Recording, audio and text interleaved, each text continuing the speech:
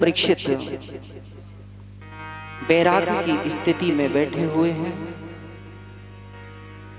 सामने तत्वदर्शी संत श्री शुकाचार्य भगवान राजा को परम तत्व भागवत जी का ग्रहण करा रहे हैं। तो हमें अभी बताएंगे कथा क्या चल रही थी भैया।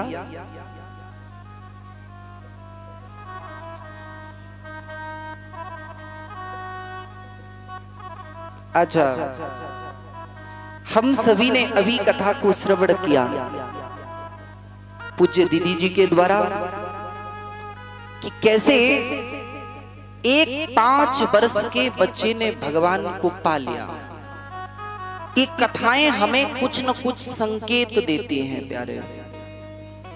जीवन में कोई घटना घटती है ना, तो वो कुछ न कुछ हमें सिखा करके जाती है। सबसे बड़ा गुरु कौन है प्यारे?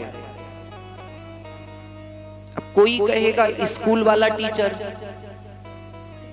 यही होगा ना।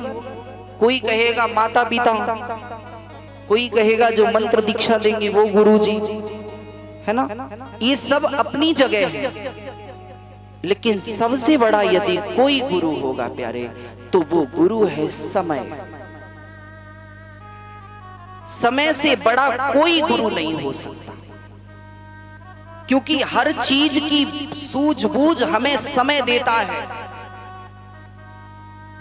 एक पिता पुत्र को यही आस पर पढ़ाता है कि ताकि ये बड़ा जब होगा तो मेरी बुढ़ापे की लाठी बनेगा। यही पढ़ाता है कि नहीं? और जब बड़ा होकर के वही छोरा कुमार्गामी बन जाता है, तो पिता ने क्या ये उम्मीद करी थी उससे? कोई पिता ये उम्मीद नहीं कर सकता। एक कुमार भी यदि आवा लगाता है तो वो सोचता है प्रत्येक बर्तन अच्छा निकले, चाहे घड़ा बनाए चाहे मटका बनाए, लेकिन सोचेगा यही कि वो अच्छा निकले, अच्छा पके, तब बाजार में बिके। अबा के मध्य में भी लगाता है, अग्नि में कोई भेदभाव नहीं होता, लेकिन प्यारे फिर भी कोई बर्तन टेढ़ा हो जाता है, कोई बर्तन काचा रह जाता है फिर भी, और कोई कोई बर्तन उठाने पे ही फूट भी जाता है प्यारे। ऐसे ही हम सभी का जीवन है। जीवन में जिसने समय से कुछ नहीं सीखा, वो फिर किसी से कुछ नहीं सीख सकता।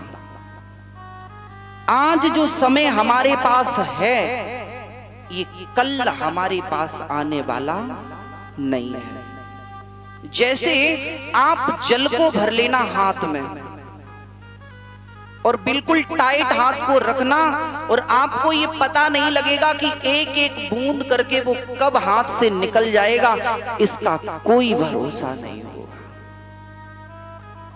कथा कहती है महाराज कि भक्ति की कोई उम्र नहीं है, चाहे वो 5 वर्ष का भी कर सकता है और 55 वर्ष का भी कर सकता है।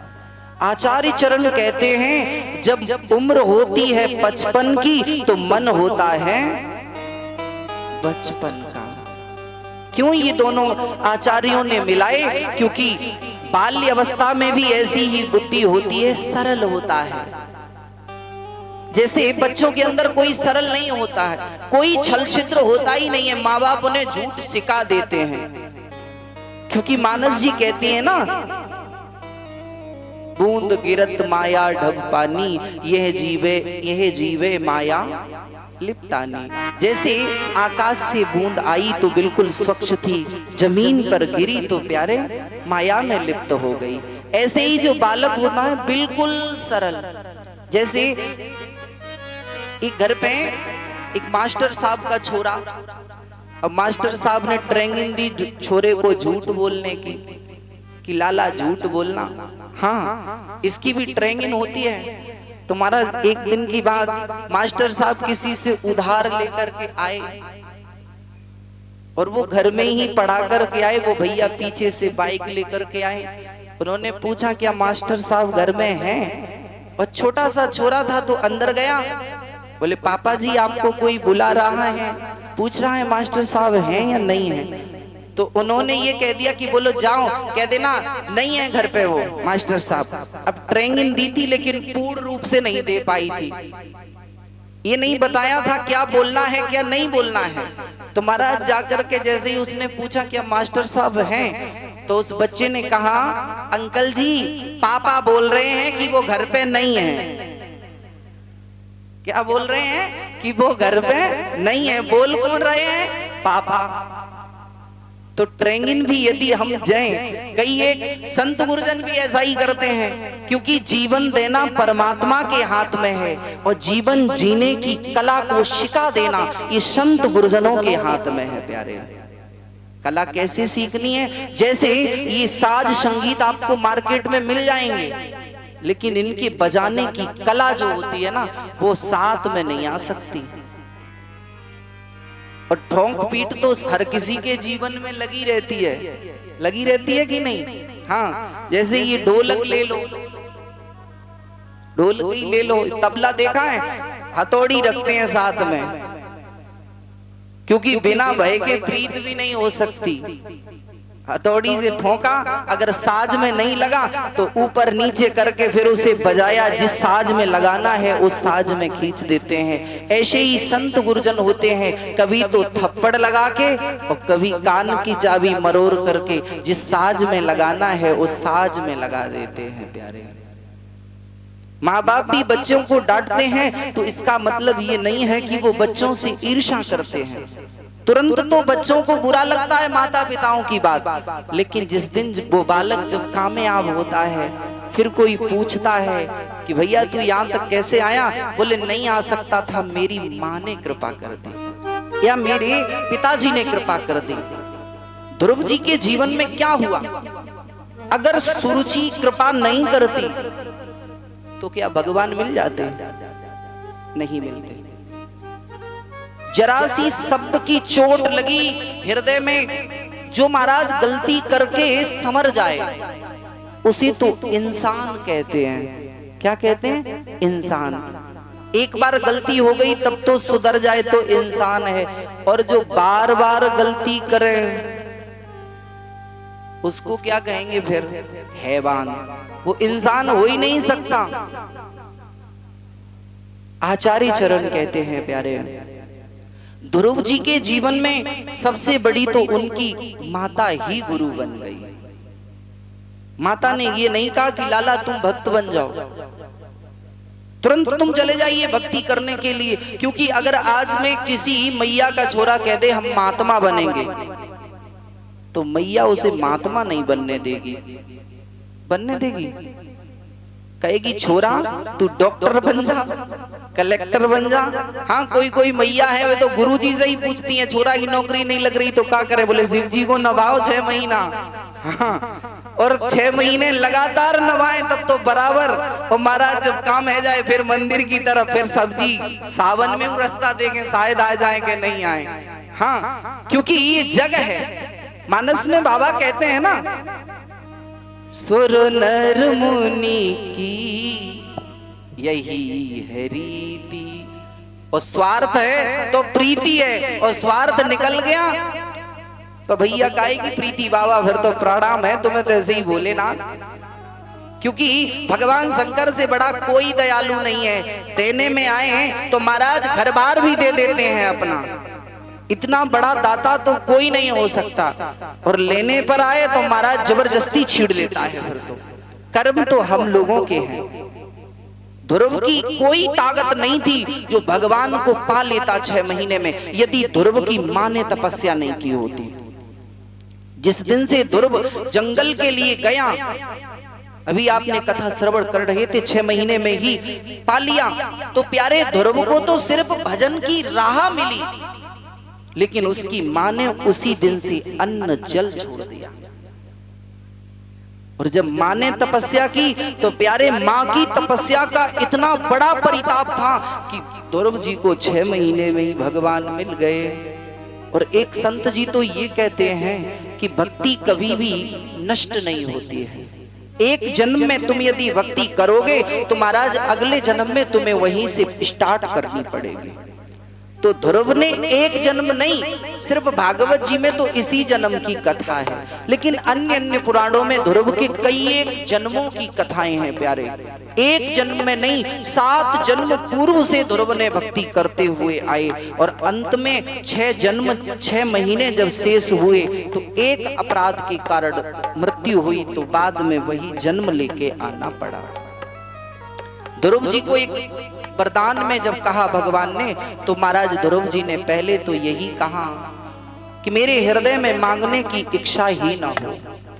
प्रभु ने कहा फिर भी आप मांग लो, क्योंकि मेरा जो दर्शन है ना, दर्शन करने के बाद मैं अनायास जीव को बहुत कुछ दे देता हूँ, और जो मांगता है उसे कुछ नहीं देता हूँ। लोग कह देते हैं ना, बिन मांगे मोती मिले और मांगे मिले ना भीख। कभी कभार मोती बिना मांगे से ठाकुर जी दे देते हैं प्यारे। ध्रुव जी को ध्रुव लोक दे दिया, बोले जाओ सप्त ऋषि तुम्हारी सेवा में हमेशा रहेंगे, और जब तक की पृथ्वी रहेगी तब तक तुम ध्रुव लोक में ही बैठोगे।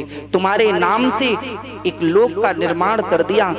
एक आचार्य चरण तो ये कहते हैं कि ध्रुव जी ने ये सोचा कि हे प्रभु, मैं भी तो देखूं कि तुम्हारे और कितने भक्त होंगे कलिकाल में जो तुम्हारे धाम में आएंगे, तो मैं यहीं बैठ करके देखूंगा, मुझे भी आनंद होगा, क्योंकि भक्त हमेशा भक्त से ही बात करता है प्यारे।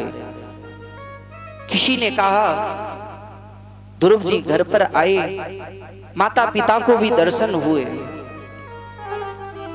आखिरकार ये ध्रुव चरित्र है क्या? अगर इसको हम अपने में ढाल करके चलें तो प्यारे, ये जीव और ब्रह्म के बीच की कथा ही ध्रुव चरित्र है। उत्तान पाद किसको कहते हैं प्यारे? उत्तान माने होता है उल्टे, और पाद माने होता है चरण। जिसके उल्टे हैं चरण वही है उत्तान पाद।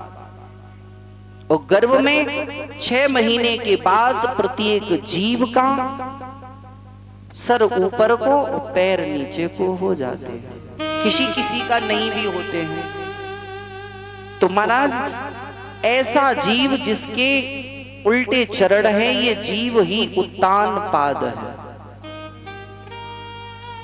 इसकी सद्बुद्धि रूपी सुनीति के यहाँ पर विवेक रूपी, अचल विवेक रूपी ध्रुव का जन्म होता है।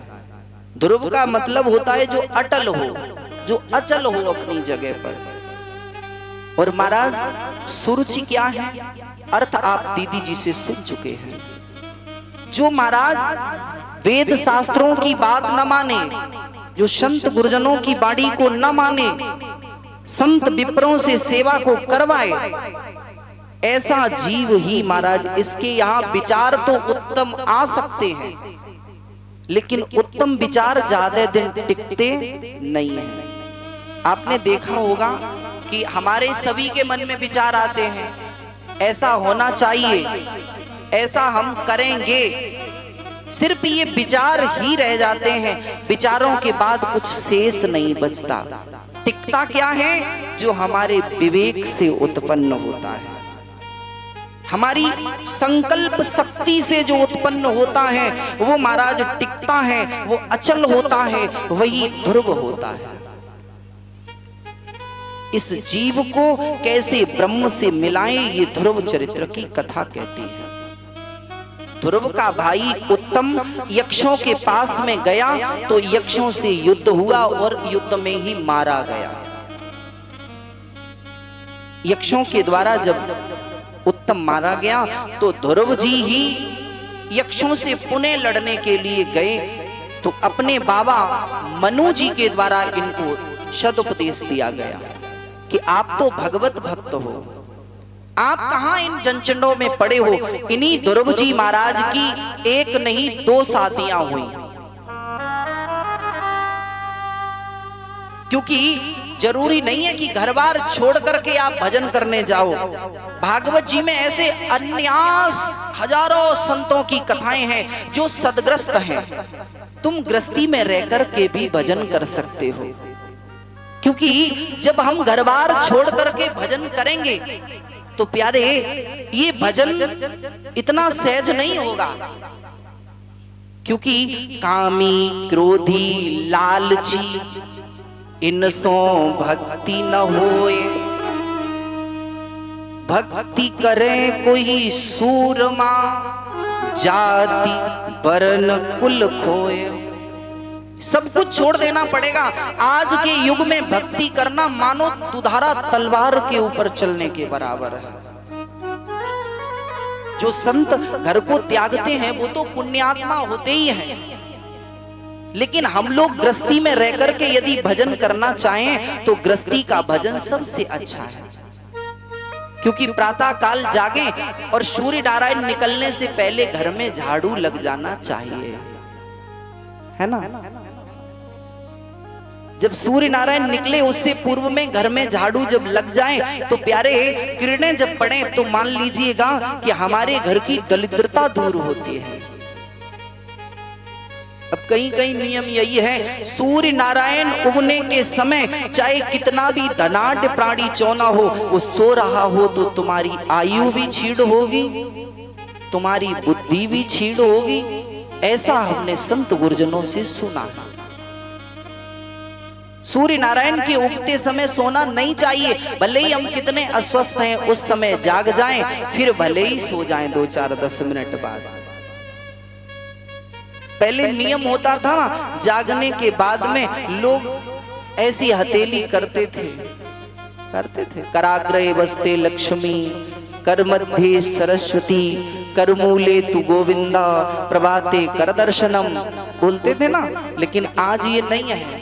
आज हमने देखा है कि कहीं कहीं 4 बार चादर ईंचनी पड़ती है, भैया जगो, भैया जग जाओ, अरे भैया जग ही जाओ। तो फिर तो नहीं जगे तो चाय को कप कोपड़ी पे रख दो, बोले भैया अब तो जग जाओ।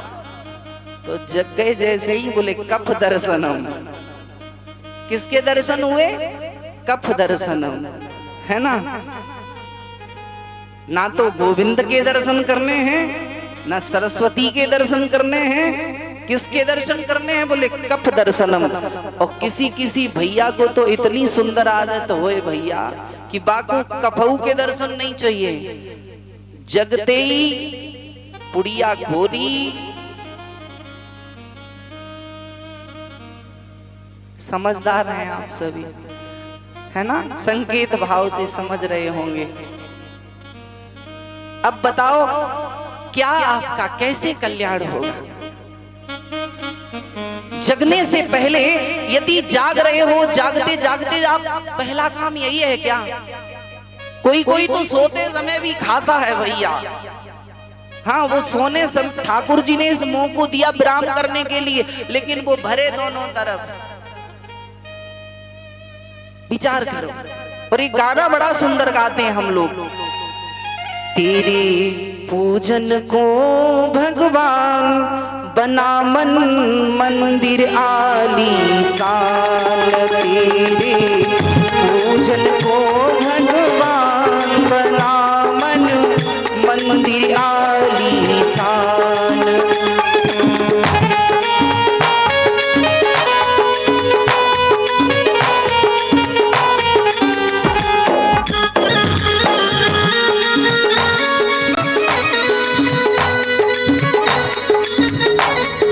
कौन सा मंदिर है?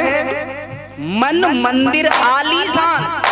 जे मंदिर आलीशान, जब मंदिर में इतनी गंदगी, अरे भगवान, और फिर भी ये आलीशान। बीड़ी पी पी के जामे इतना धुआं भर दो। ठाकुर जी सोचे, बोले कहाँ फंस गए जब मकान में आए थे। जैसे मान लीजिए हमारे गुरु जी का धूना वाला कमरा है, जब ज्यादा नारियल लग जाते हैं, फिर सोचो 2 मिनट उसमें बैठो तो प्राण कैसा होता है। लगाओ लगाओ पंखा चलाओ जाके ऊपर को, धुआं निकले। लेकिन हमने इस मन में क्या भरा? मन मंदिर आलीशान है, लेकिन उसमें भरे क्या है? बीड़ी। चारों तरफ से धुआं से काली दीवारें कर दी, और फिर भी चैन नहीं पड़ा। बोले फिर तो महाराज। और दूसरा, यदि आपको भीख मांगना है भीख जिसने कभी ना मांगी हो ना, तो भीख मांगना सीख जाएगा यदि तम्बाकू खाना सीख गया तो। कितना भी बड़ा धनाढ्य चौना हो, लेकिन चाहे वो पैकेट के पैकेट जेब में डाल के चले, एक समय वो आएगा उसके पास खत्म होगी तो दूसरे से जरूर कहेगा भैया दे दे। अब बाने कुड़िया निकारी बाके में थोड़ी सी है, बोले भैया नेकई तो है, बोले नहीं तो नेकई दे दे, बोले एक ही खुराक है हमारे ही लायक, बोले भैया तो दो ही दाने दे दे। यही स्थिति है हम लोगों की, और फिर कहते हो भिखारी बन गए।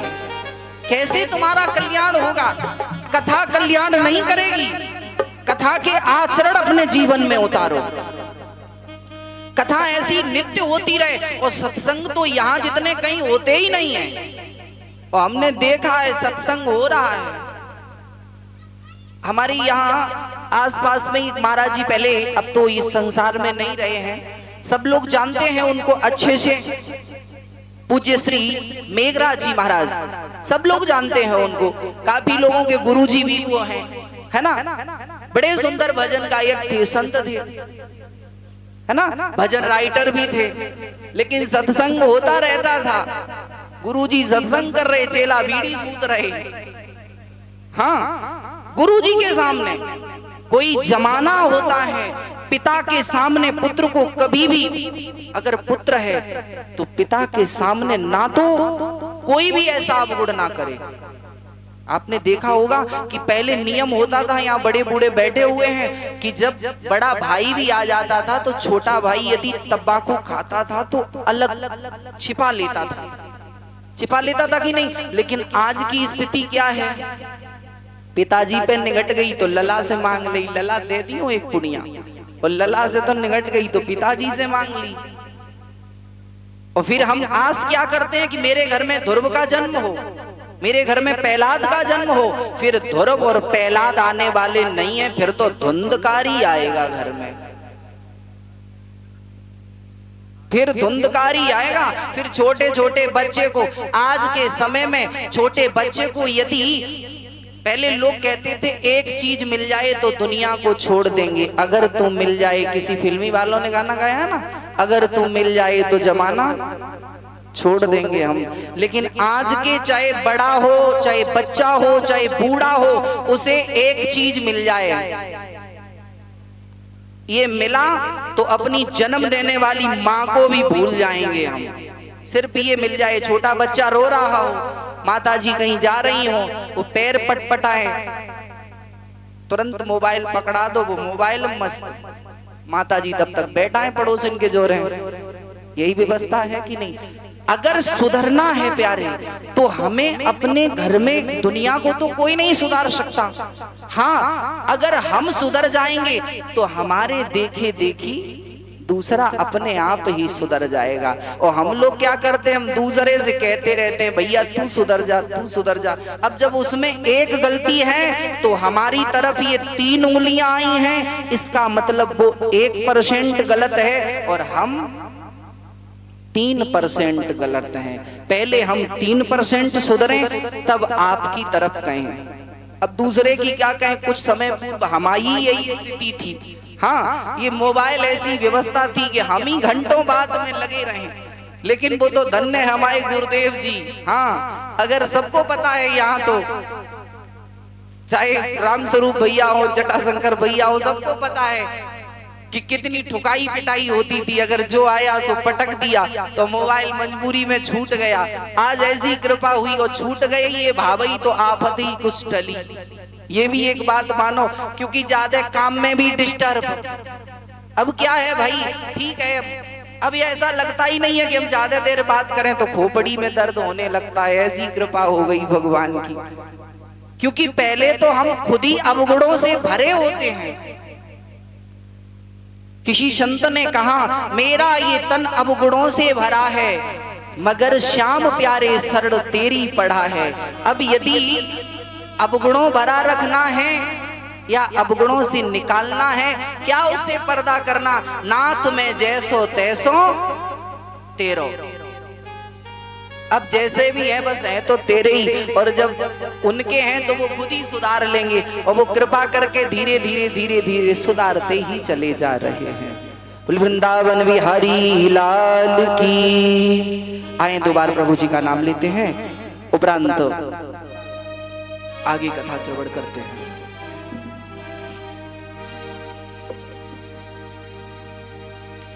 होली भक्त और भगवान की, संतन की संग लाग रे तेरी अच्छी बनेगी, संतन के संग लाग रे तेरी अच्छी बनेगी, संतन के संग लाग रे तेरी अच्छी बनेगी, अच्छी बनेगी तेरी किस्मत जगेगी, अच्छी बनेगी तेरी किस्मत जगेगी, संतन के संग लाग रे तेरी अच्छी बनेगी, संतन के संग लाग रे तेरी अच्छी बनेगी। जय हो। पूरे पूरे हाथ ऊपर करके बड़े भाव से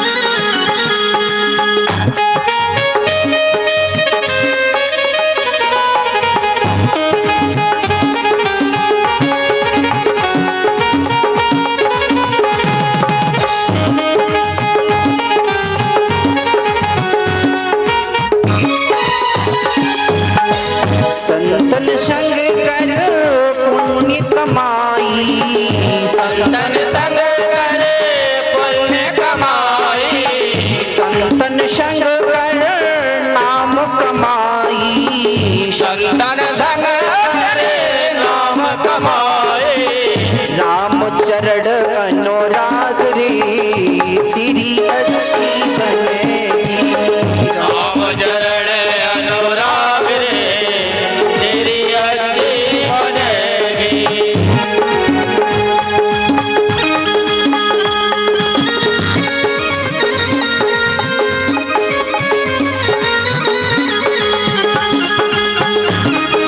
जय हो।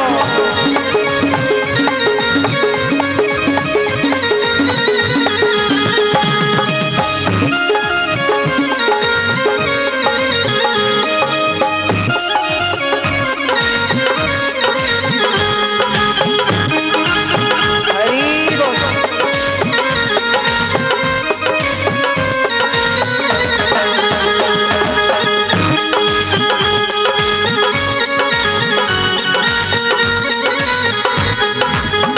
ध्रुव की बन गई है प्रहलाद की बन गई, ध्रुव जी की बन गई प्रहलाद की बन गई, ध्रुव जी की बन गई प्रहलाद जी की बन गई, ध्रुव जी की बन गई प्रहलाद की बन गई, राम चरण अनुराग रे तेरी अच्छी बने, राम चरण अनुराग रे तेरी अच्छी बनेगी। जय हो।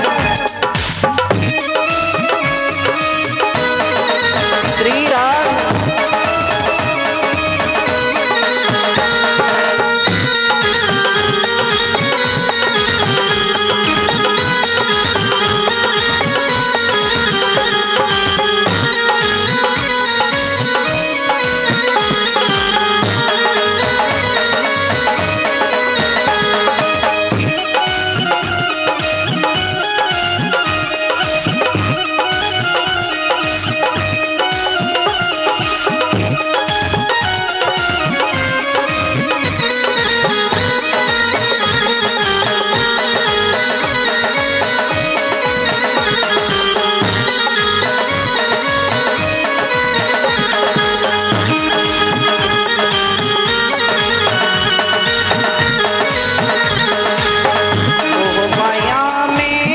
बहुत दिन सोयो, ओ माया में बहुत दिन सोयो, ओ माया में बहुत दिन सोयो,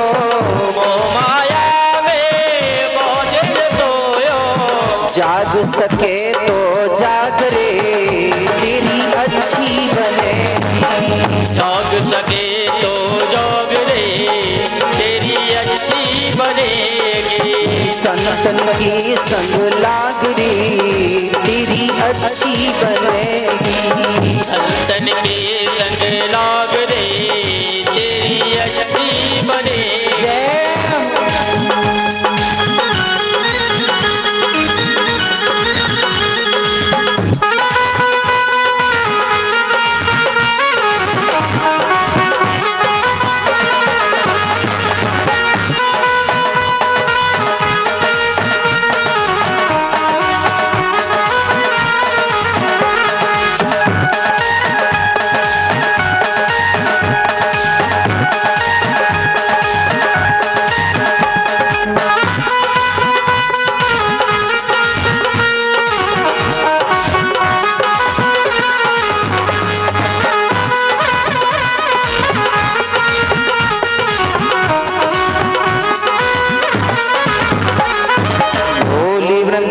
बिहारी लाल की जय हो। आए प्यारे कथा प्रसंग की ओर। जिस समय मनु जी ने आकर के ध्रुव जी को समझाया तो ध्रुव जी ने उनकी बात को माना। ध्रुव की 2 स्त्रियों से 1 से 2 पुत्र हुए। 36,000 वर्ष तक ध्रुव जी महाराज ने इस संसार में राज्य किया। अंत में ध्रुव जी को भगवान ने ये तो कह ही दिया था कि लाला तुम 36,000 वर्ष तक इस मृत्यु लोक पर राज्य सुख को भोगो, अंत में मेरे धाम को चले आना तो मेरे धाम में तुम्हारी जगह है।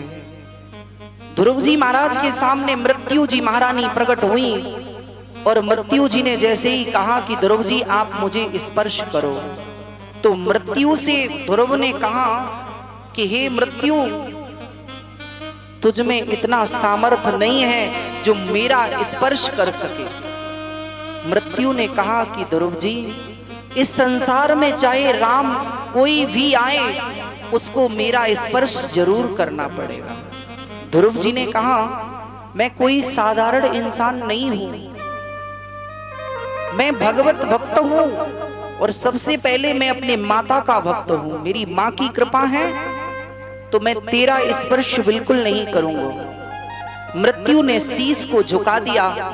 ध्रुव जी से कहा ध्रुव जी वैसे तो मैं दुनिया के प्राणियों को वेदना से हरने आती हूं, जब मैं आती हूं तो लोगों के महीनों से भोजन छूट जाते हैं, पलंग पर पड़े रहते हैं, लेकिन एक एक श्वास को मैं लड़वा देती हूं, लेकिन आपसे मैं ऐसा नहीं कर सकती हूं। आप तो भगवान के भक्त हो, आप मेरे शीश पर अपना चरण रख दीजिए ताकि मुझे भी मुक्ति मिल जाए। और प्यारे मुक्ति तो साक्षात संतों के चरणों में लौटती है। प्यारे भगवान के जब तुम भगवान की भक्ति करोगे और भगवान से यदि पुण्य मांगोगे तो भगवान भी यही कहते हैं कि मुक्ति नहीं दे सकते, क्योंकि स्तुति में संत कहते हैं वृंदावन की गैल में मुक्ति पड़ी विलखाए। जिस मुक्ति के लिए हम लोग भागते हैं वो मुक्ति वृंदावन में पड़ी है। मुक्ति कहे गोपाल सो मेरी मुक्ति बताओ। मेरी मुक्ति कैसे होगी, मुक्ति ये बात कह रही है। तो कृष्ण ने कहा पड़ी रहो यही गैल में, इसी रास्ते पर पड़ी रहो, अभी नहीं कलिकाल में, इंतजार करो कलिकाल तक। पड़ी रहो यही गैल में साधु संत चल जाएं, उड़ उड़ रज मस्तक लगे, मुक्ति मुक्ति है जाओ। अगर संतों के चरणों की रज जब तेरे ऊपर पड़ेगी तो हे मुक्ति तू भी मुक्त हो जाएगी। ये स्वयं ठाकुर जी की वाणी है। ध्रुव जी से कहा, हे ध्रुव जी आप मेरे चरणों, अपने चरणों को मेरे शीश पर पधरा दीजिएगा। ध्रुव जी ने कृपा करी तो अपना चरण लिया, मृत्यु के सर पर रखा, फिर विमान में बैठे और जाने लगे। तो ध्रुव जी के मन में आया, क्या मेरे माता पिता नहीं आए? तो तब तक पार्षदों ने कहा कि देखिए आपके माता पिता आपसे आगे विमान में जा रहे हैं। पुत्र तो वही है प्यारे जो अपने पुत्र नाम को सार्थक कर देता है, क्योंकि पुत्र हर किसी को नहीं कहा जा सकता। पुत्र तो या ध्रुव जी को कहा गया है, या महाराज प्रहलाद जी को कहा गया पुत्र की संज्ञा दी गई, या फिर महाराज पुत्र राम जी को पुत्र की संज्ञा दी गई, कृष्ण को पुत्र की संज्ञा दी गई। हर किसी को पुत्र की संज्ञा नहीं दी जा सकती है।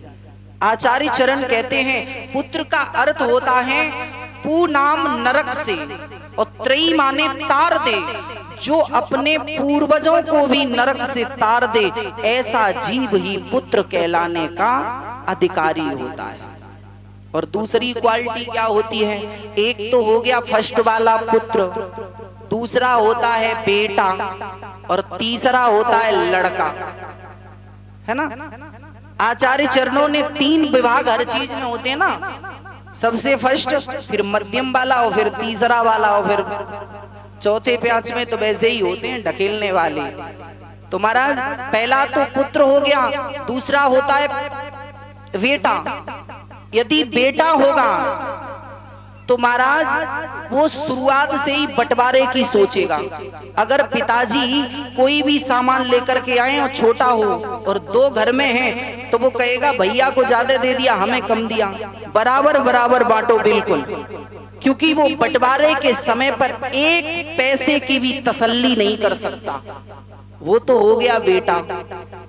और लड़का कौन सा होता है? इससे लड़ करके, उससे लड़कर के, मोहल्ला वारिन से लड़के आए परे तो ढानी में हूं खबर ले ले लड़वे की। हाँ, क्योंकि उसका नाम ही है लड़के, वो तो लड़ता ही रहेगा जीवन पर्यंत। अब आप देख लीजिए आपके घर में पुत्र है कि बेटा है या फिर लड़का है।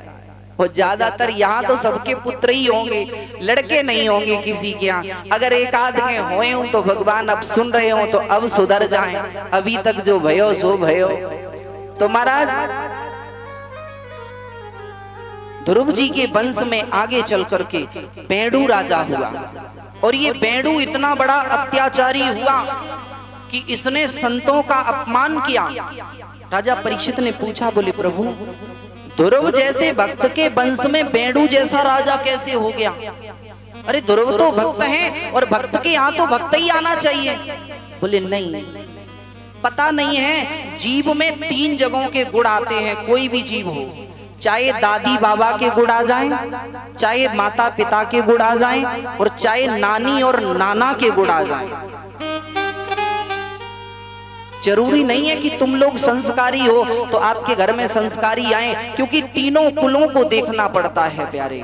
तभी आज भी ये प्रथा है, जब हम कहीं शादी करने जाते हैं ना, तो वहां पर जरूर पूछते हैं कि तेरी दादी किस गोत की है, तेरी नानी किस गोत की, और तेरा ननियाल किस गोत में है।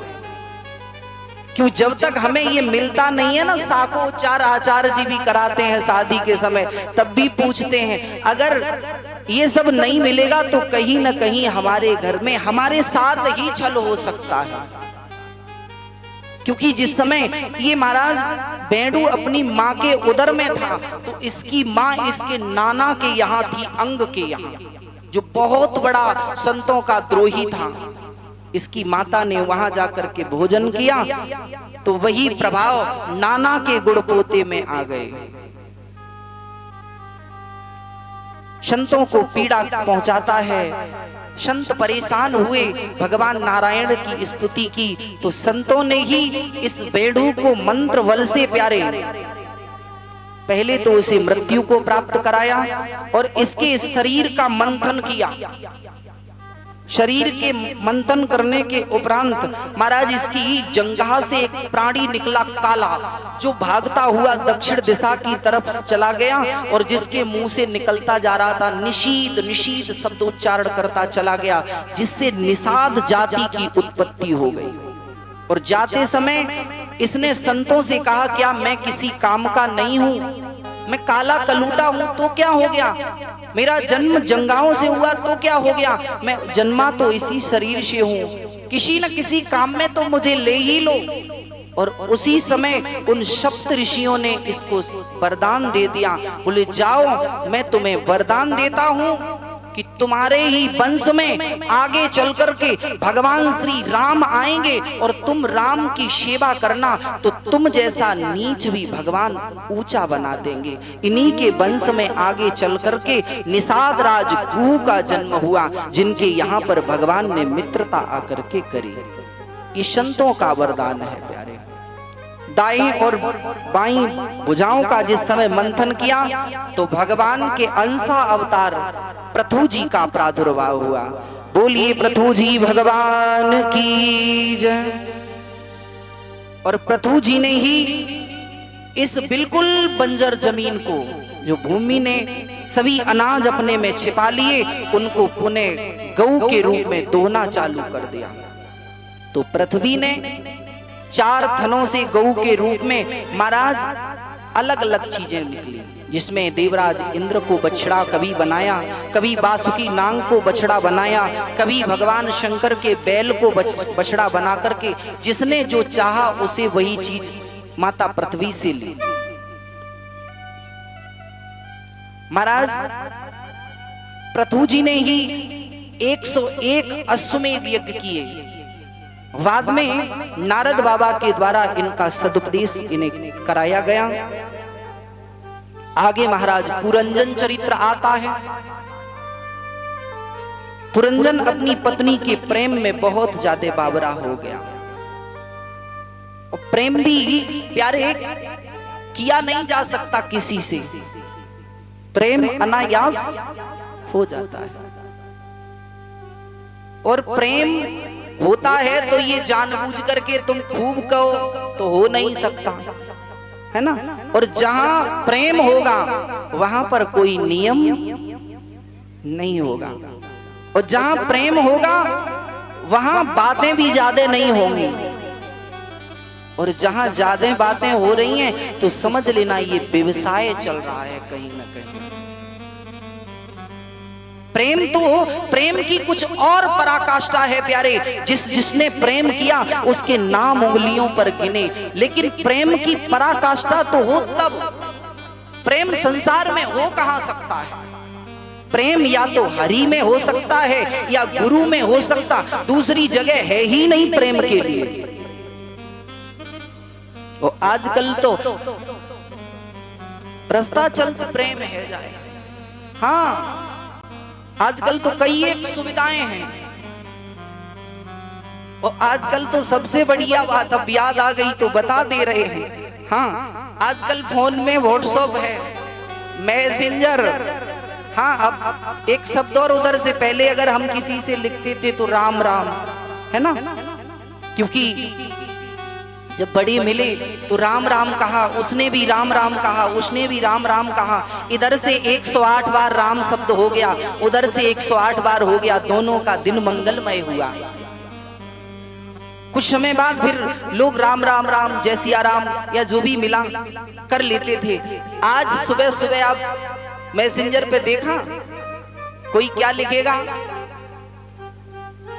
HI, उसको क्या बोले, ही, धीरे से, और फिर हुए थे वो बनाए थे H और Y, हाय। क्या रह गया?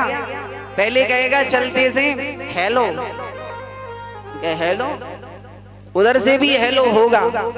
अब वो चलते चलते कहते बोले बाय बाय भैया, बातें कह रहे हम बाय बाय।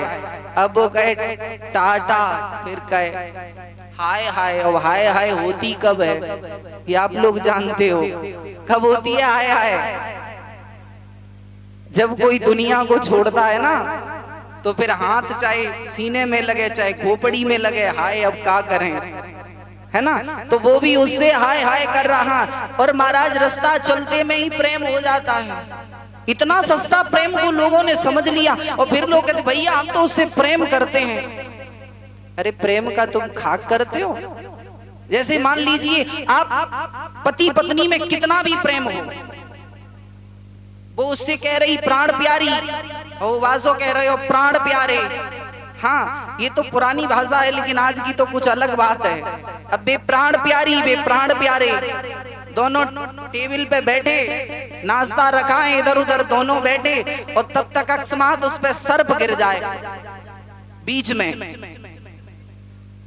अब जब सर्प गिरेगा बीच में, तो ये बताइएगा कि प्राण प्यारे को बचाएंगी कि अपन बचेंगी? पहले जब प्राणों की बात आएगी ना, तो बाहर में जाए प्राण प्यारे, पहले अपने प्राण बचे तो भैया बचेंगे प्राण प्यारे, तो फिर देख लेंगे। आज का समय ये है, अगर मृत्यु का समय होगा तो पिता पुत्र को छोड़ देगा। इसका प्रमाण देखना है तो अभी 2 वर्ष पूर्व में जब कोरोना आया, तो कोरोना काल ने सबके प्राण प्यारे और प्राण प्रिय सब छुड़वा दिए। बड़े बड़े धनाढ्यों की संतान घर में नहीं घुसने देती थी। पहले हाथ धुलो कहूं लग ना जाए प्राण प्यारे को, प्राण प्यारी को, वो सब बढ़िया मूसिका लगा के घूमे आराम से। पहले बैलों को लगाया जाता था ऐसे, चारा ना खा पाए, लगवा दिया भगवान ने, क्योंकि ये परीक्षण की घड़ी थी। उस समय ये पता लगता था कौन किससे कितना प्रेम करता है। कई एक घर में पिताओं को घर से निकाल दिया, और जबरदस्ती जैसे तैसे पहुंच भी गए तो महाराज 15 दिन बाहर पड़े रहो। और घर वाले क्या करते थे कि इतनी बड़ी उसमें व्यवस्था बना के दूर से ही भोजन, ऐसे भैया दूर में ही रहो, है ना, क्योंकि जब प्राणों की बात आती है तो कोई किसी का नहीं होता है। अपने प्राण बच गए तो फिर बाद में जो होगा वो देख लेंगे। पुरंजन ने प्रीत की अपनी पत्नी से, और पत्नी से इतनी ज्यादा प्रीत की, इतनी ज्यादा प्रीत की कि उसे पत्नी में ही परमात्मा दिखने लगा। ऐसे तो कई एक उदाहरण है। मैंने एक आचार्य चरण जी भक्तमाल में कथा आती है, क्योंकि इसमें भक्तमाल की भी कथा सम्मिलित है ना, तो थोड़े थोड़े भक्तों के भी चरित्र श्रवण करते चलें। 10 मिनट में एक भक्त का चरित्र आप श्रवण करें कि महाराज जगन्नाथपुरी में एक इतना बड़ा पत्नी भक्त हुआ, उसने अपनी पत्नी को ही सर्वस्व मान लिया। सुबह उठे, देवी जी जब तक जागे उससे पूर्व में घर में झाड़ू लगा ले। हाँ, और बड़ा झाड़ू लगा के बर्तन, क्योंकि प्रेम है ना, अब प्रेम के खातिर बेचारा सारा काम घर का करे, और देवी जी आराम से मूर्ति बंद बैठी। इतना प्रेम कि एक बार जगन्नाथ जी की यात्रा निकल रही, और किसी ने जाकर के उस समय वहां के संत जी से कहा, बोले मेरे गांव में एक तो दूसरे तुलसीदास जी हो गए जो अपनी पत्नी के ही प्रेम में बावरे से घूमते रहते हैं। बोले तो भैया एक बार लेकर के आओ, जगन्नाथ जी के दर्शन कराओ। तो उससे किसी ने कहा, बोले जगन्नाथ जी की रथ यात्रा निकल रही है, आप चलो जगन्नाथ जी के दर्शन कर लो। उसने कहा मुझे जगन्नाथ जी के दर्शन नहीं करने, तुम लोग करो। बोले क्यों? बोले मेरे तो जो कुछ भी है घर में ही जगन्नाथ जी बैठे हैं। सबने कहा अरे भैया एक बार तो दर्शन कर ले, ज्यादा नहीं है तू एक झलक सिर्फ देख लेना। तो वो अपनी जिद पर अड़ गया, इतनी संकल्प शक्ति तेज थी उसकी। उसने कहा यदि जगन्नाथ जी को दर्शन देना है ना तो मेरी पत्नी के रूप में आ जाए, तब तो देख सकता हूं, वरना किसी को नहीं देख सकता, सिर्फ अपनी पत्नी। क्योंकि निष्ठा भी जो होती है ना प्यारे, यदि हम अपनी जिद पर अड़ जाएं, हमारी संकल्प शक्ति तेज हो, तो वो परमात्मा अपना नियम बदल देता है। किसी ने कहा भैया अब जगन्नाथ जी तो तेरे लिए अपना नियम तो बदलेंगे नहीं। बोले तो कोई बात नहीं। और जगन्नाथ जी के यहाँ एक लीला चलती है, जिसमें श्री भगवान जी 15 दिन के लिए बीमार होते हैं। जो जगन्नाथ प्रभु है ना, वो 15 दिन के लिए उनकी तबीयत खराब होती है। तो लोगों ने कह दिया जब 15 दिन के लिए जगन्नाथ जी की तबीयत खराब होती है तो तेरी पत्नी से भी कहे कि तबीयत तेरी पत्नी की भी खराब है, तू जगन्नाथ जी को नहीं देखना चाहता तो बोले पत्नी तो नहीं ऐसा कर सकती, चलो मैं उनका भक्त हूं तो मैं ये क्रिया करके दिखाता हूं। तो महाराज उस भक्त ने 15 दिन तक जो क्रिया जगन्नाथ जी के वहां हो रही वही घर पे करे, बीमारी का बहाना, बीमारी की स्थिति में पड़ा, ना तो पानी पिए न कोई क्रिया ना करे, तो महाराज लोगों को लगा कि अब ये मर जाएगा। 15 दिन बाद ठाकुर जी की बीमारी की लीला समाप्त हुई, पुनः उनका स्नान इत्यादि हुआ। संतों ने जाना तो संतों ने कहा इसका तो कल्याण करना चाहिए। संतों ने क्या किया, उसकी पत्नी से जाकर के कहा, बोले देवी अगर आप चाहो तो आपके पति का कल्याण हो सकता है। बोले कैसे? बोले इसकी दृष्टि आपके ही ऊपर हमेशा रहती है और ये आपसे प्रेम करता है, ये भगवान को भी नहीं देखना चाहता। तो आप ऐसा करिएगा कि आप एक बार जगन्नाथ जी के सामने खड़ी हो जाओ और जैसे ही ये तुम्हें देखेगा, तुम्हें देखने के लिए लालायित होगा और हम आपको हटा देंगे तो एक बार जगन्नाथ जी के दर्शन हो जाएंगे। तो पत्नी ने कहा अगर पति का भला होता है तो मैं कर रही हूं ये भी काम। महाराज पत्नी तो नहीं पहुंची, लेकिन ऐसी कृपा जगन्नाथ जी की, जब महाराज देखा जाकर के तो वहां जगन्नाथ जी स्वयं ही स्त्री के भेष में खड़े उसके पति को दिखाई दें। जगन्नाथ जी के सामने जैसे ही देखा कि जगन्नाथ नहीं है, वहां तो उसकी पत्नी खड़ी है। उसने गांव के लोगों से कहा, बोले होंगे ये तुम्हारे लिए भगवान, मेरे लिए तो मेरी ही पत्नी है ये तो ठाकुर जी से तो कोई रिश्ता बना लो, लेकिन हमारा प्रेम होना चाहिए, होना वो भी एकदम निस्वार्थ होना चाहिए। अब ऐसा नहीं है कि आज मतलब है तो भगवान जी और नहीं मतलब है तो छोड़ दिया श्री ठाकुर जी को। महाराज आगे पुरंजन चरित्र आता है। इधर श्री शुकाचार्य भगवान से राजा श्री परीक्षित कहते हैं, राजन मुझे आगे कथा श्रवण कराओ। प्रियव्रत के वंश में कौन हुआ? तो प्रियव्रत के पुत्र हुए आग्नेन्द्र, और आग्नेन्द्र के वंश में आगे चल करके भगवान के ही अंशा अवतार हैं ऋषभदेव भगवान। इन्हीं ऋषभदेव भगवान ने आगे चल करके इनके 100 पुत्र हुए। जिन ऋषभदेव जी के 100 पुत्रों में 9 पुत्र नव योगेश्वर कहलाए। जो आगे नव योगेश्वर और जनक जी का संवाद है उसमें इन्हीं नव योगेश्वरों की कथाएं हैं। इनके जो सबसे ज्येष्ठ पुत्र हैं जिनका नाम है भरत जी महाराज। और हमारे देश में 3 भरत हुए हैं और उन्हीं तीनों भरतों के कारण इस देश का नाम भारत पड़ा है प्यारे। पहले इस भारत का नाम भारत नहीं था, सबसे पहले इसका नाम था अजनाब खंड। और जब भरत जी ऋषभदेव जी के यहाँ जन्मे, पहले भरत ऋषभदेव जी के यहाँ पुत्र रूप में आए, नाम भरत जी। दूसरे भरत राजा दशरथ के यहाँ पर कैकेयी माँ की उदर से भरत जी महाराज बन करके आए, राम जी के लघु भ्राता। तीसरे भरत महाराज दुष्यंत और शकुंतला के यहाँ पर जो जन्मे, उनका नाम भरत जी पड़ा। इन तीनों भरतों के अलग अलग एक भरत जो है वो महाराज ज्ञान प्रधान है, दूसरा भरत भक्ति प्रधान है, भाव प्रधान है, वैराग्य की साक्षात मूर्ति है, और तीसरा भरत कर्म प्रधान है। तभी हमारे भारत का कर्म, ज्ञान और वैराग्य तीनों को मिला करके तभी इस भारत का नाम भारत पड़ा प्यारे। भरत जी महाराज का जन्म हुआ, पिता ने राज्यपाट सौंपा दिया। भरत जी की शादी विश्व कुमार प्रजापति की पत्नी पांचजनी के साथ हुई। इनके यहाँ पर 5 पुत्रों का जन्म हुआ।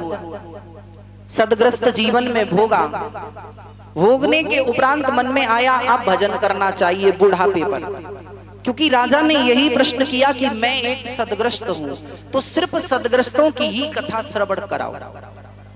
सारे जीवन तो ग्रस्ती को भोगा, अंत में महाराज ये मन में सोचा बुढ़ापा आ गया तो घर में क्या करूं, चलो भजन करते हैं। तो भजन करने के लिए ये महाराज जंगल में चले।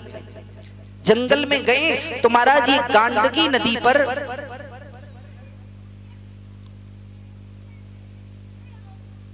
बोल वृंदावन बिहारी लाल की। महाराज भरत जी महाराज जंगल में आते हैं। गांडकी नदी के किनारे भरत जी ने रहकर के तपस्या करी।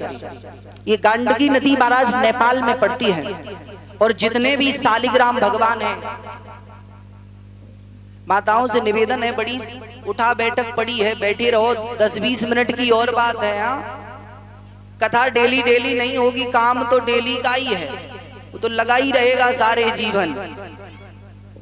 अभी 3 बजे से चलो तो 20 मिनट में ही आरती करा रहे, अभी 3 भी नहीं बजे हैं, 2:45, 15 मिनट में आरती आपकी हो जाएगी भाई। बोली भक्त और भगवान की। आए दोबारा प्रभु जी का नाम लेते हैं, उपरांत आगे की कथा श्रवण करते हैं।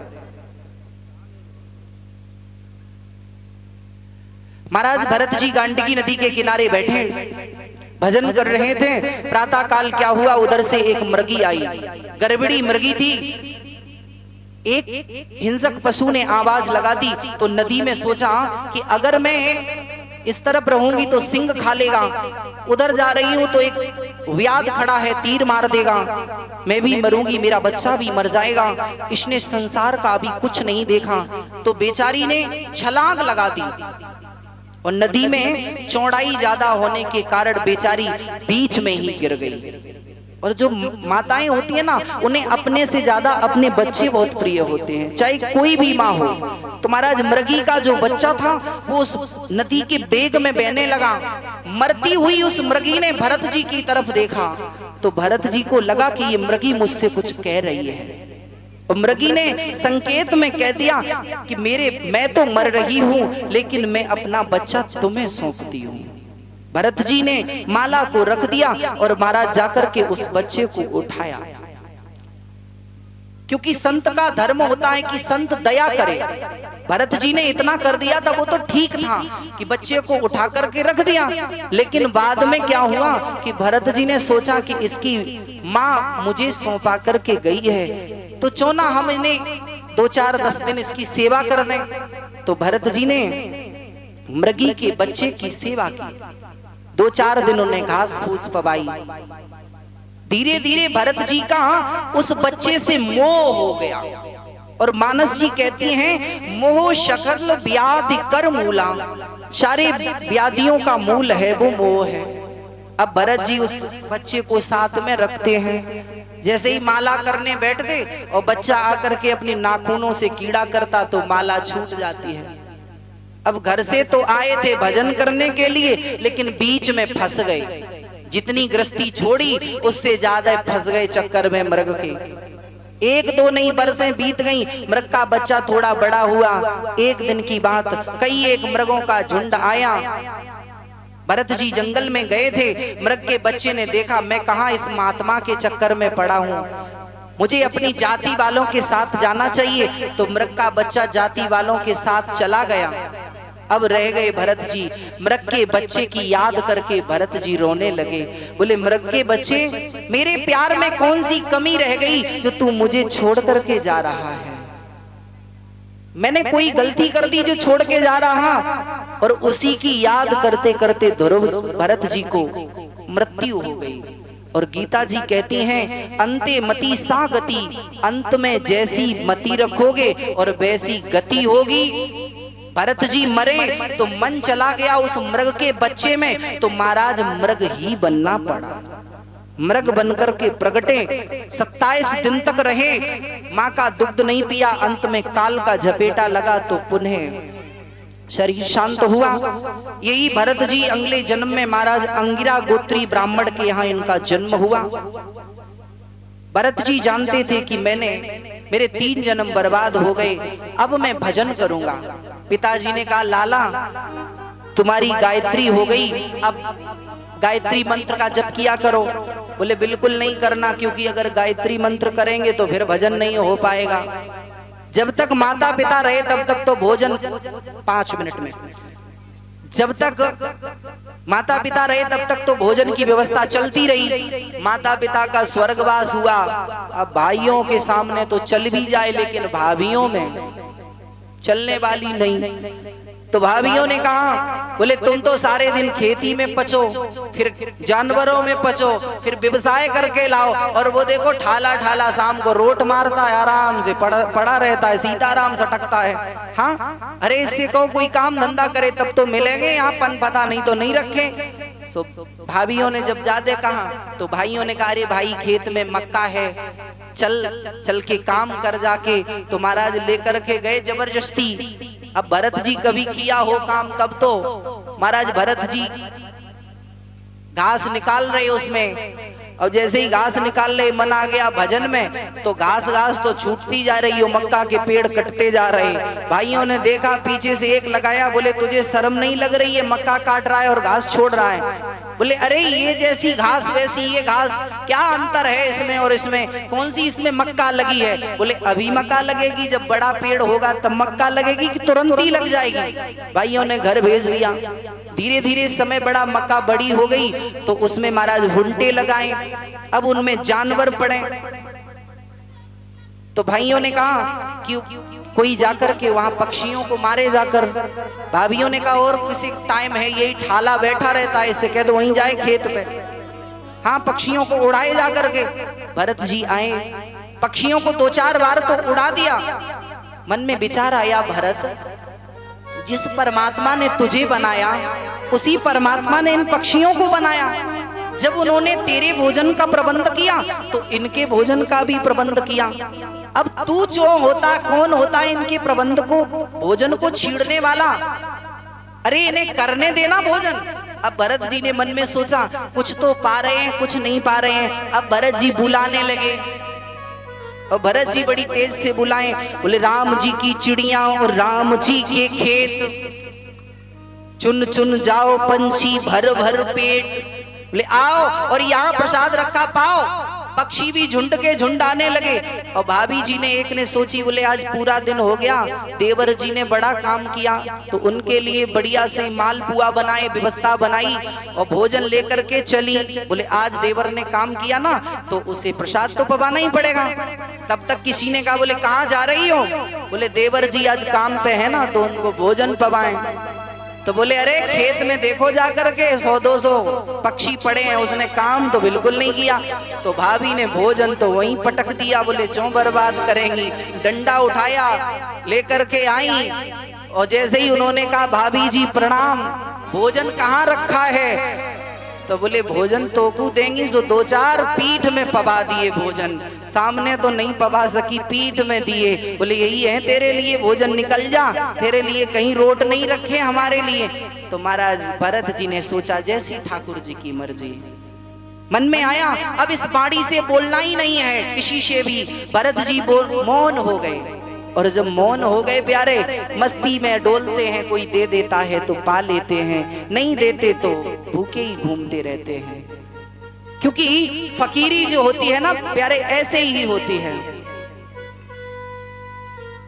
साधु तो मगन भयो राम रोट खाएगी, साधु तो मगन भयो राम रोट खाएगी।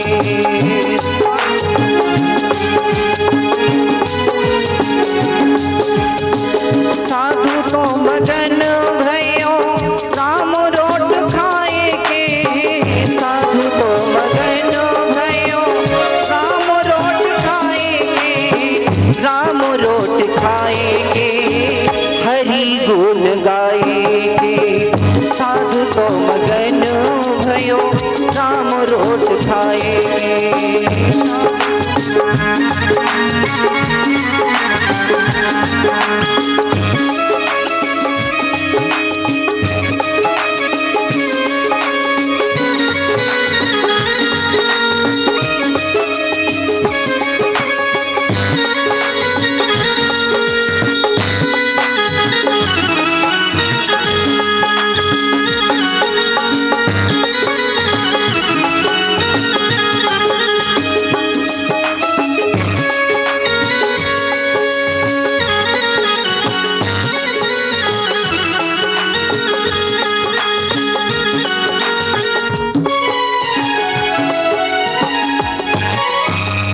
कोई चले इक्का दुक्का तांगा सजाएंगे, हर कोई चले इक्का दुक्का तांगा सजाएंगे।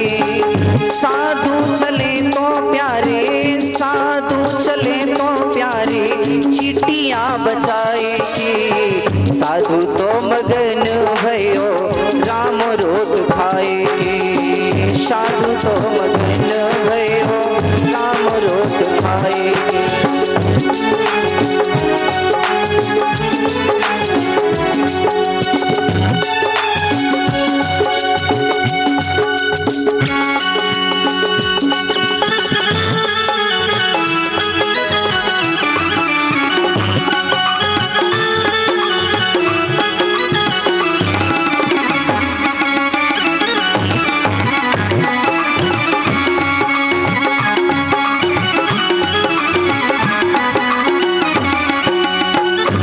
भरत जी महाराज, संत तो लोग चलते हैं महाराज गाड़ियों पर, और संत पैदल ही ऐसे चींटियों को बचा करके निकलते चले जा रहे हैं। संतों के तो पैरों में ही सब कुछ होते हैं। तो संत महाराज भरत जी मौन देखा जंगल में कि एक डाकुओं के सरदार ने माता महाकाली की यहाँ पर ये मन्नत मांगी कि मेरे यहाँ कोई पुत्र हो जाएगा तो मैं आपको नर मानव की बलि चढ़ाऊंगा।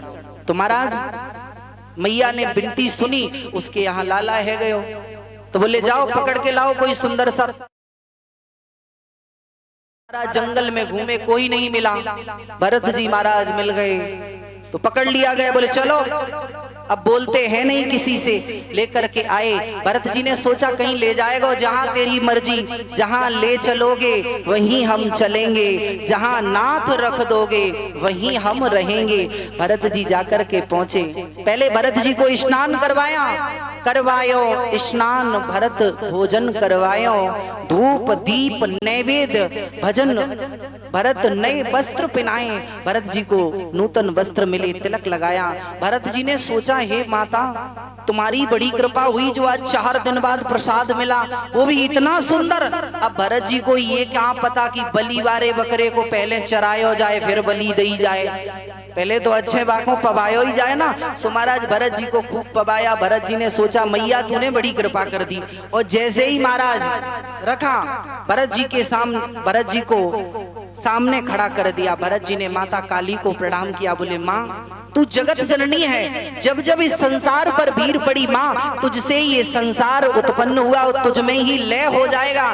तेरे सामने यदि मेरी मृत्यु होगी तो मुझे 4 पदार्थ मिल जाएंगे, मुझे किसी पदार्थ की आवश्यकता नहीं है। तो महाराज भरत जी ने तो सर झुका लिया, और डाकुओं के सरदार ने जैसे ही महाराज तलवार में तिलक लगाया, जैसे ही मारना चाह रहा था, तब तक प्यारे क्या हुआ कि उसी समय भगवान को ये बात अच्छी नहीं लगी। ठाकुर जी ने कहा माता महाकाली से कि हे काली, अगर तेरे सामने मेरे भक्त की मृत्यु हो गई तो मैं दुनिया से तेरा अस्तित्व मिटा दूंगा, नहीं तो मेरे भक्त की रक्षा करो जा करके। तुमने यदि मेरे भक्त की रक्षा कर दी तो मैं तुम्हें वरदान दूंगा कि सभी देवताओं की तो एक बार पूजा होती है, लेकिन तुम्हारी वर्ष में 2 बार पूजा होगी। भगवान ने इसी माता को 2 बार वरदान दिया है, एक तो भरत जी के समय और दूसरा जिस समय कृष्ण अवतार में माता से काम लिया तो कहा तुम्हें मैं फिर वरदान देता हूं, सबकी 1 बार होगी, तुम्हारी 2 बार होगी। ऐसे ही माता भगवती की वर्ष में 4 बार पूजा होती है। नवरात्रि 4 आती हैं, 2 तो गुप्त होती हैं और 2 को हम सभी जानते हैं प्यारे। तो भरत जी से मैया से कहा 2 बार पूजा होगी, मैया ने कहा बड़ी प्रसन्नता। तो माता काली ने जैसे ही महाराज अब आप बीच में रास्ता छोड़ दें, सुंदर सी झांकी, क्योंकि भैया झांकी का ही समय हो गया। चाहते तो बहुत कुछ है कि आपको बहुत कुछ जो भी इधर से मिले वो हम आपको सुनाएं, क्योंकि सुनवाने वाले तो ये है ना, तो इधर से ये बताएं आपको सुनाएं, अब समय ही नहीं है। 1 घंटे में क्या क्या किया जाए, है ना। कथा प्रसंग देखें कि इधर उधर का प्रवचन करें, कि क्रम को देखें, कि झांकी को देखें, है ना। कल यहाँ पर लाला को जन्म होएगा, किसको जन्म होएगा? लाला को। सामने बैठो ना, या को जन्म होएगा। तो कल के दिन सभी माताओं से निवेदन है, एकदम जितने बढ़िया पीले से वस्त्र हो, एकदम बन के हो, कल लाला को जन्म होएगा, और एक एक लाला नहीं आएंगे, कल दो दो लाला आएंगे एक साथ ही, क्यों राम जी को भी प्रादुर्भाव होएगा, और फिर बाद में एक तो मर्यादा पुरुषोत्तम होंगे और दूसरे लीला पुरुषोत्तम होंगे। ऐसो चटक मटक सो ठाकुर तीनों लोक नहु में, दोनों का कल प्रादुर्भाव होगा। माताएं घर से टॉफी, बिस्किट, माखन, मिश्री, छोटे लड्डू गोपाल के वस्त्र और जो भी मखाने इत्यादि जो ला सकें, क्योंकि जिस समय लाला को जन्म भयो ना, चाहे अयोध्या जी में और चाहे हमारी मथुरा जी में, तो वृंदावन में जिस समय लेकर के नंदगांव में आए ना, तो बाबा के यहाँ महाराज यमुना मैया की धार दूध से बह गई है ना। और महाराज राजा दशरथ के यहाँ तो कोठार खाली कर दिए, सर्वस दान दीन सबकाऊ, सब कुछ दिया राजा दशरथ ने। तो आप सभी के यहाँ दूध की तो कमी है ही नहीं, लेकिन ये भी है कि दूध तो खूब है ठाकुर जी की कृपा से। अब यहाँ नदी नहीं है तो कम से कम पंडाल में तो आप लोग तो तृप्त रहो, इतनी तो व्यवस्था करो। हाँ, कल से कुल देखो माताएं आज प्रसाद भी लेके आई हैं, कितनी प्रसन्नता की बात है। खाली ना आए ना खाली जाएं, अपनी व्यवस्था है। मात्र 5 दिन और शेष रह गए। कितने दिन रह गए? 5। धीरे धीरे ये 5 भी चले जाएंगे, है ना। आपकी अपनी व्यवस्था है और थोड़ी संख्या बढ़ाओ, अब की बार कम संख्या लग रही है। हाँ, ऐसा लगता है कि जैसे सब लोग घर में ही बैठे रहते हो। हेलो, गलती कर दी अब की बार भैया ने और गुरुजी ने, जो साउंड इधर उधर लगवाए दूर। ये अगर पास में होते तो सब लोग आते सुनने, वो घर से ही सुन लेते हैं कुछ लोग तो।